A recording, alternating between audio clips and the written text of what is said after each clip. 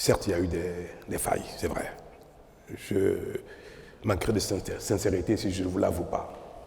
Nous étions peut-être un peu dans un excès d'assurance et de constat de la paix, de la tranquillité d'un pays dans lequel tout le monde, malgré nos difficultés, nos peines, nos heurts, nos divergences, on pensait que le Bénin était loin d'être sujet à une telle chose. Il faut souhaiter que notre pays, qui vient de démontrer qu'il est un grand pays, reste sur ce palier et que notre évolution, notre émancipation, notre compréhension du monde, de la vie, des règles et consorts n'amène plus jamais aucune frange de notre société significative. Que ce soit le peuple, que ce soit les institutions, que ce soit les armées, que personne ne puisse jamais adhérer ou faire allégeance ou approuver une telle chose. Et c'est pour ça que ceux qui ont eu le courage ou l'outrecuidance, ou c'est pas comment je vais l'appeler, de se réjouir de ça, comme je viens de dire, les marginaux ne manquent pas nulle part au monde. Il y en a aussi au Bénin. Il y en a même parmi la classe politique. Parmi vous, il y en a. Ceux qui se sont réjouis de cela, ils sont condamnables. On ne peut pas applaudir publiquement un crime. On ne peut pas se réjouir publiquement d'un crime.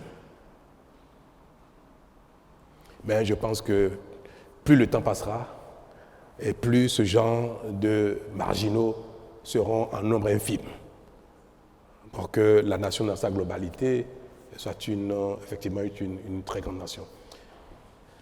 C'est pour dire que c'est au Bénin qu'il faut apporter le salut de ce qui s'est passé, c'est-à-dire que la tentative n'est pas prospérée.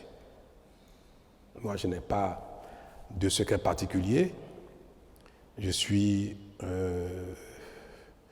chef d'équipe pour un temps, ça va s'achever bientôt.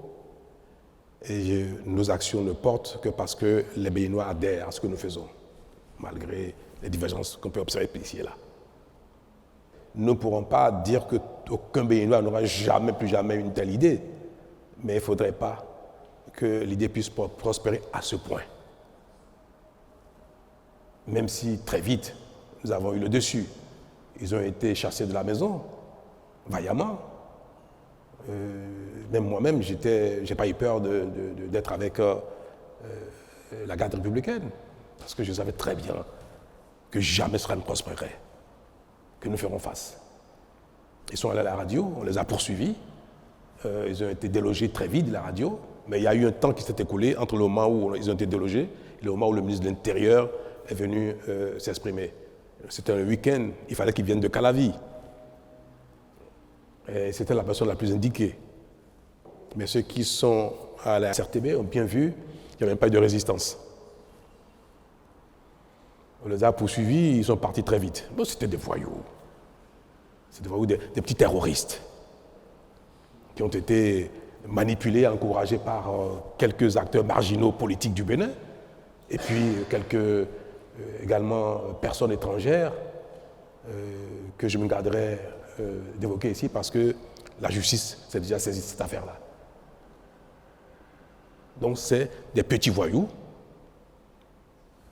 des barlotins, je ne sais même pas comment il faut les qualifier, insensés,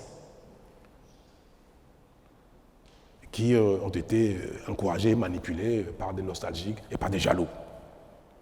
Je n'en dirai pas plus.